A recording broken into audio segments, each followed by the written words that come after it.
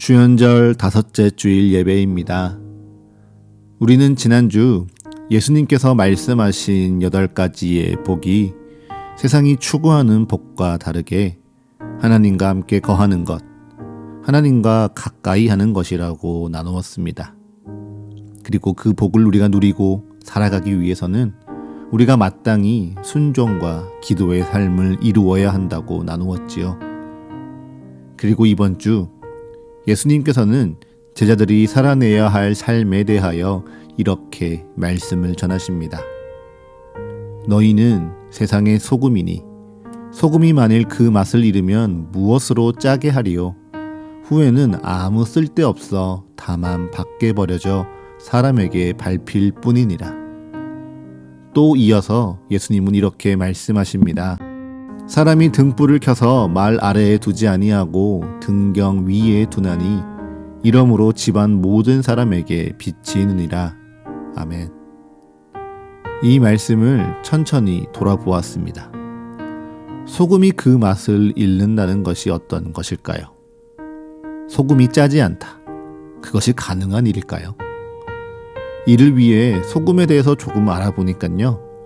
허브나 마늘, 후추와 같이 소금 이외에 향이 첨가된 제품들은 일정 기간이 지나면 향과 더불어 맛을 잃어버리는 경우가 있다고 합니다.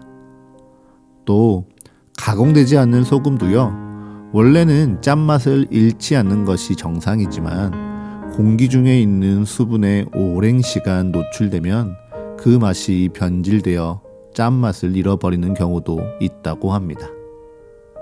그렇기에 짠맛을 잃어 쓸모 없어진 소금은 밖에 버려져 사람에게 밟힐 뿐이다고 예수님은 말씀하셨던 것이죠. 그런데요, 요즘 겨울에 눈이 오고 길이 열면 무엇을 뿌리고 있습니까? 지금이야 염화칼슘 같은 제설제가 보편화됐지만 예전엔 급한 경우에 길에 소금을 뿌리면 길에 얼어붙었던 눈이나 얼음들이 금방 녹아내리곤 했습니다. 예수님의 가르침에 굳이 토를 다는 건 아닌데 그렇게 맛을 잃어버린 소금이 겨울에 눈을 녹이는 데 사용된다고 생각하면 다른 쓸모가 있지 않을까 생각이 됩니다. 또 등불은 어떻습니까? 사람이 등불을 켜서 말 아래에 둔다고 하는데요. 여기에서 말이라는 것은요, 예전 우리의 전통 계량 기업 가운데 하나였던 한대, 한말에서 따온 것입니다. 요즘도 시골의 재래시장에 가면 한대나 한말이라는 전통적인 기호를 쓰는 곳이 있는데요. 그곳에서 1.8리터 정도 되는 물을 담을 수 있는 용기를 한대라 부르고요. 그 10대를 담을 수 있는 용기를 한말이라고 부른다고 합니다. 그래서 한말이라고 하면 대략 18리터에서 20리터 정도의 물을 담을 수 있는 정도의 용기가 될 듯한데요. 아마 크기로 비교해 본다면 제 발에서부터 가슴 정도까지 오는 높이라고 생각하시면 될 것 같습니다. 거기에 등불을 켜서 넣어 두었다. 은은하게 비치는 그 빛을 상상해 보니 어쩌면 멋진 디자인은 아닌가 생각이 들었습니다. 그렇게 생각하면 다르게 쓰여도 쓰임이 있다면 꼭 나쁜 것 같지만은 않습니다. 너무 억지스러운 생각일까요? 아니요. 우리 주변에는요, 원래의 사용 목적과는 다르게 쓰이는 것들이 참 많이 있습니다. 그리고 이 시대는 그것을 지혜롭게 활용하는 것을 옳게 여기고요. 쓰임받지 못해서 버려지는 것을 오히려 나쁘다라고만 여기고 있죠.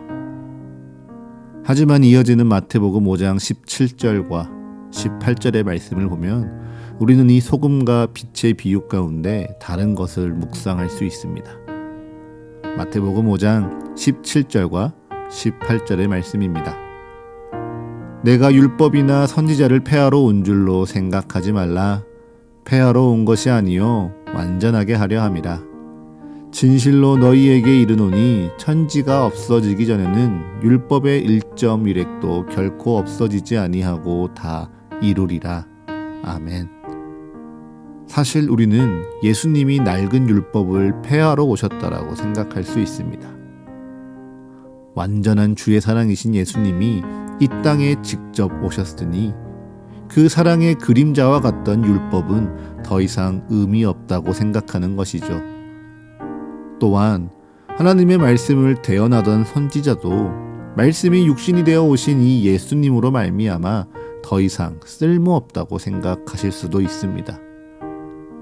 그런데 예수님은 이 율법과 선지자를 폐하는 것이 아니라 완전하게 하려 오셨다 선언하십니다. 만약 여러분이 율법이 악한 것이 아니냐 물으신다면 저는 아니라고 단언할 수 있습니다. 율법이 예수님께서 이 땅에 오시기 전까지 사람들을 하나님께로 인도하는 길이고 또 하나님 나라 백성들을 향하여 하나님께서 맺으신 영원한 약속인데 어찌 율법이 악하다 하겠습니까? 또한 하나님의 말씀을 대언하는 선지자도 마찬가지이죠. 말씀이 육신이 되어 오신 이 예수님을 마주하기 전까지는요, 우리는 하나님의 말씀을 이 선지자의 입을 통하여 들을 수밖에 없었습니다. 다만 소금이 그 짠맛을 잃어버리듯 율법이 그 참된 의미를 잃어버리고 빛이 말이라는 용기에 가려지는 것처럼 하나님의 말씀이 선지자의 불순종에 가려졌을 때 그것이 비로소 우리에게 악하게 되는 것입니다. 그리고 오늘 성서 일가는 이러한 예에 대하여 이사야 58장의 금식을 이야기합니다. 여러분들은 금식을 해보셨습니까? 혹시 여러분은 금식하면 이런 생각을 하고 있지는 않으실까요? 금식을 나는 며칠 했으니까 나는 어느 정도 신앙의 수준에 올랐어. 아니면 나는 금식을 할 정도로 신앙의 깊이가 되지 않는다라고 말이죠. 예로부터 사람들은 금식을 하며 식사가 될 만한 모든 것을 끊었습니다. 인간의 가장 기본적인 욕구인 먹는 것을 끊어내는 것이었죠. 그래서 생명의 가장 근본이라 여기는 이 식사를 끊으며 사람들은 인간의 본성을 거스르려고 했습니다. 그렇게 금식을 통하여 내가 무력해지고 내 본성을 거스르는 것이 목적이었을까요? 아니죠. 오히려 내가 죽고 예수가 다시 사는 것, 그리고 내 생명의 근원이 이 땅에서 먹는 것에 달려있는 것이 아니라 내 삶이 사실은 우리 하나님께 달려있구나 깨닫고 고백하는 것이 바로 금식의 진정한 목적입니다. 그런데 오늘 이사야 58장에서 금식하며 기도한다는 이들의 모습이 어떠합니까? 그들은 금식하는 날에 오락을 구하고 즐거움을 찾고 있습니다. 금식하는 날에 자신은 율법 때문에 하지 않을 일을 다른 사람들에게 억지로 시키고 있습니다. 금식하는 날에 마음을 다스리고 하나님을 모시기보다요, 논쟁하고 다투기를 즐겨하고요. 금식하는 날에 내 힘이 사라지고 내가 죽는 것이 아니라 주먹으로 사람을 치며 승리하고 나를 높이려 합니다. 그리고서는 이렇게 불평하죠.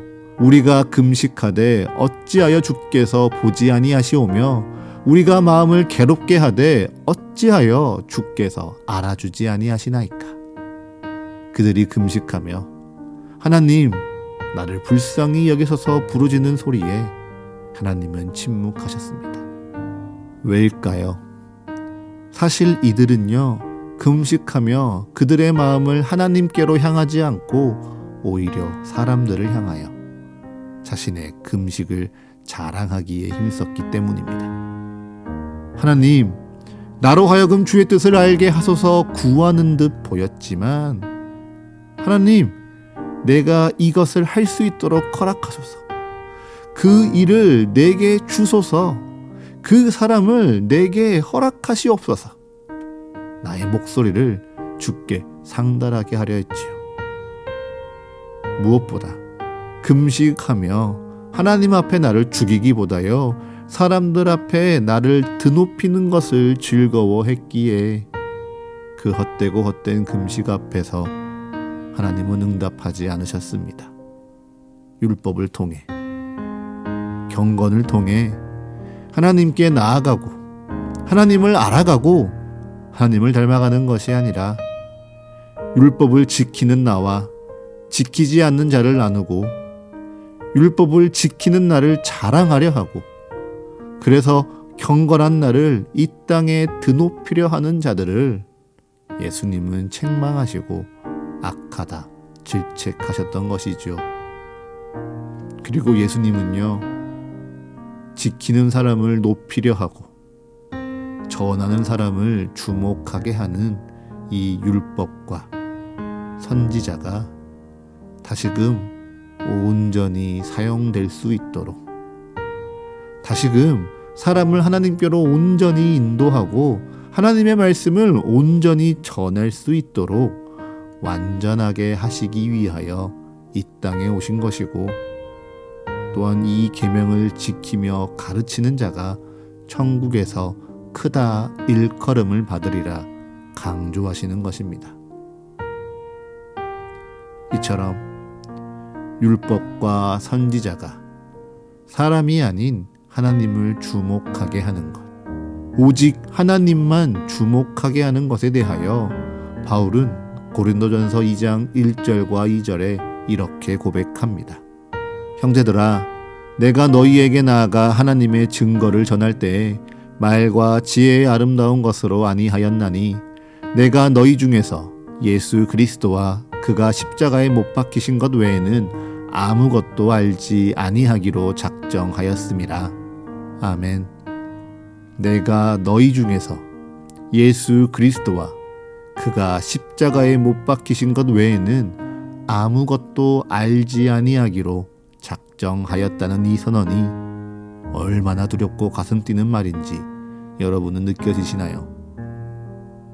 사실 바울은요, 그 당시 유대의 율법과 헬라의 지혜를 모두 배우고 익힌 자였습니다.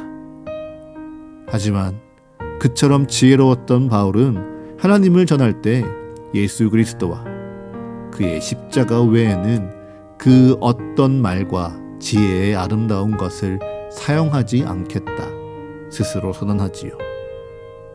왜일까요? 그것은 바로 사람의 말과 지혜의 아름다움이 하나님의 영광을 사람의 영광으로 빼앗기에 너무도 쉽다는 것을 알았기 때문입니다. 바울은 고린도 교회가 세례를 두고 나는 바울파다, 나는 게바파다, 나는 아볼로파다 나뉘는 것을 보았습니다. 그러하기에 그는 이 고린도 교회에 필요한 것은 뛰어난 언변과 재미있는 예화와 탄탄한 논리와 힘있는 웅변이 아니라 오직 예수 그리스도, 오직 십자가 그 하나뿐임을 너무도 잘 알고 있었던 것이죠. 이 고백이 제게 얼마나 위로가 되던지요. 저는 교회를 시작하며 제가 한 교회를 담당할 지혜와 말씀의 능력이 있을까 늘 의문이 들었습니다. 교회를 시작하며 우리 교회의 말씀을 찾아 듣는 사람들이 이미 설교의 대가로 불리고 수많은 성도들의 사모함을 받는 목회자들의 말씀이겠다고 생각하니 이런 실력으로 제가 이 교회를 감당할 수 있을까 참 걱정이 많았죠. 그런데요, 바울은 당당히 선언합니다. 하나님을 전할 때 말과 지혜의 아름다운 것이 아니라 오직 예수 그리스도, 오직 십자가, 그리고 그를 통하여 보이신 복음 그 한 가지만을 전하겠다고 말입니다. 그러하기에 제게 말과 지혜와 언변이 모자란다 할지라도 여러분에게 참된 하나님의 사랑, 그 예수 그리스도의 은혜, 십자가의 소망을 담담히 전할 수 있다면, 그 본질을 전하며 우리가 함께 하나님을 바라보고 하나님을 주목한다면 그것이 우리 사가교회의 축복이겠다 고백이 됩니다. 그리고 그처럼 주님만을 온전히 바라보는 자들과 주님 안에 온전히 세워져 가는 하나님의 몸된 교회에 주께서는 참된 지혜를 허락하신다고 고린도전서 2장은 기록하고 있습니다. 하나님이 허락하신 참된 지혜라고 해서 다른 것을 기대하면 안 됩니다. 하나님의 참된 지혜는요, 하나님이 우리를 위하여 만세전에 미리 정하신 예수 그리스도입니다. 이 지혜를 깨닫지 못한 이들은요, 예수가 미련하다, 저주받았다, 불편하고 헛되다 말하며 그를 피하려 할 수도 있지요. 하지만 주님을 온전히 바라보는 자들은요, 오늘도 예수 그리스도를 만나고 예수 그리스도의 사랑과 은혜와 축복을 누리며 살아가고 있습니다.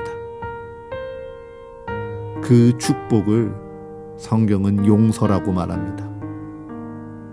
자비라고도 말하기도 하고요, 관용이라 부르기도 합니다.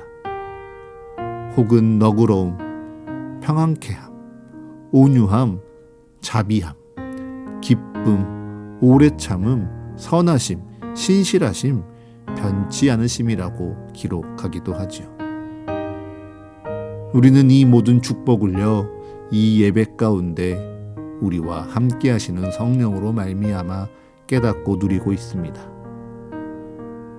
성령 안에서 주의 말씀을 듣고 예배하는 이 시간, 주의 은혜 안에서 우리는 마음껏 기뻐하고 꿈꾸고 위로받고 또한 치유되며 다시 새롭게 되어지는 것이지요. 그렇다면 묻습니다. 주님께서 우리를 부르신 이유가, 주님께서 우리를 택하신 이유가 너는 내게 정말 특별하단다. 나는 너를 정말 사랑한단다. 이 한 가지를 전하기 위해서였을까요? 끝으로 마태복음 5장 16절의 말씀을 읽겠습니다. 이같이 너희 빛이 사람 앞에 비치게 하여 그들로 너희 착한 행실을 보고 하늘에 계신 너희 아버지께 영광을 돌리게 하라. 아멘. 예수님은 말씀하십니다. 너희 빛이 사람 앞에 비치게 하여 그들로 너희 착한 행실을 보고 하늘에 계신 너희 아버지께 영광을 돌리게 하라. 이 말씀을 기억하면서요, 혹시 내 옆 사람에게 한번 핸드폰의 라이트를 켜서 서로 눈에 한번 비춰보시겠습니까? 뭘 볼 수 있을까요? 아무것도 안 보이는 게 정상입니다. 만약 보인다면요, 나를 향해 화를 내고 있는 상대가 보이겠죠. 이것이 세상의 빛의 원리입니다. 세상이 우리를 가까이에서 비추는 이 강렬한 빛은요, 보는 이로 하여금 눈을 멀게 합니다. 그리고 그 빛이 우리에게 진짜라 속이기도 하고요. 그래서 그 빛에 눈이 멀어버린 사람들이 자신이 무엇을 봐야 하는지 잊어버리게 하고 자신의 진짜 감정을 놓치게 하며 무엇보다 자신이 걸어가야 할 길을 놓치게도 합니다. 그런데 하나님을 통하여 비추는 빛은 마치 밤하늘의 별과 같이 어두운 밤의 길잡이가 되어지고요. 사람들로 하여금 참된 것을 보게 도와줍니다. 그 빛을 보며 잃어버린 자신을 찾도록 도와주시고요. 내가 정말 쫓아야 할 참된 영광의 길이 어디인지 기억하게 하는 것이죠. 율법이 그 의미를 잃고 사람을 높이는 도구가 되었을 땐 율법은 더 이상 하나님의 빛이 아닌 세상의 빛이 되었습니다. 또한 선지자가 하나님의 말씀을 가리며 자신을 드러내려 할 때 그들은 하나님의 빛이 아니라 세상의 빛이 되어버렸지요. 그래서 예수님은 이 땅에 오셔서 율법을 완전하게, 선지자를 완전하게 하러 오셨습니다. 순종하는 사람이 빛나지 않고 지키는 사람이 추앙받지 않으며 오직 그 안에 참된 진리의 말씀, 예수 그리스도의 사랑과 은혜를 우리에게 전하기 위하여, 그래서 우리로 하여금 그 길을 따라 살며 또한 우리를 바라보는 이들에게 우리의 행실을 온전하게 전하며 하나님 아버지를 바라보게 하기 위해 예수님은 이 땅에 오셨고 성령님은 우리를 부르시며 또한 오늘 우리에게 예배하라 말씀하십니다. 말씀을 정리해 볼까요? 우리는 예배를 시작하면 늘 고백하죠. 이곳에 나아온 것이 우리의 뜻과 습관이 아니라 주님의 부르심 가운데 순종한 것이라고 말입니다. 그래서 우리는 오늘도 주님의 부르심에 순종하며 이 자리에 나와 주님을 만나고요, 주님을 찬양하며 주님께서 내게 하신 말씀을 듣습니다. 오늘의 예배 가운데 오늘의 말씀을 통하여 나를 위로하고 나를 축복하며 나를 새롭게 하시는 하나님을 만나는 것이죠. 그래서 그렇게 위로받고 축복받고 새로워진 내가 그저 내 삶의 자리에만 머문다면요, 봐라, 나 은혜 받았다, 나는 구원받았어, 나는 주님한테 선택받은 자야, 나도 모르는 사이 하나님의 영광을 비추는 빛이 아니라 나를 뽐내고 높이는 세상의 빛과 똑같이 되어가는 것이지요. 그렇기에 주님께서는 오늘 말씀하십니다. 너희 빛이 사람 앞에 비치게 하여 그들로 너희 착한 행실을 보고 하늘에 계신 너희 아버지께 영광을 돌리게 하라고 말이죠. 이것이 여러분을 삶의 자리로 주님께서 보내시는 파송입니다. 단지 예배가 끝났으니 내 의지대로, 원래대로 내 삶의 자리로 돌아가는 것이 아니라 주님이 나를 부르시고 예배하게 하시고 축복하신 목적을 알았으니 이제 그 뜻대로 내 삶으로 나아가 주님의 뜻 가운데 살아가기 위해 이 세상으로 보냄받는 것이지요. 그 주님의 마음을 담아 여러분을 축복합니다. 오늘 이 예배가 나를 부르신 하나님께 순종하여 주님의 말씀을 나의 말씀으로 듣고 그 말씀대로 살리라 결단하신다면 이 예배에 나아오고 또 일상으로 돌아가는 것이 주께서 나를 세상으로 보내시는 사명의 삶이라 고백하는 사랑하는 서가교회의 모든 성도 여러분이 되시기를 축복합니다.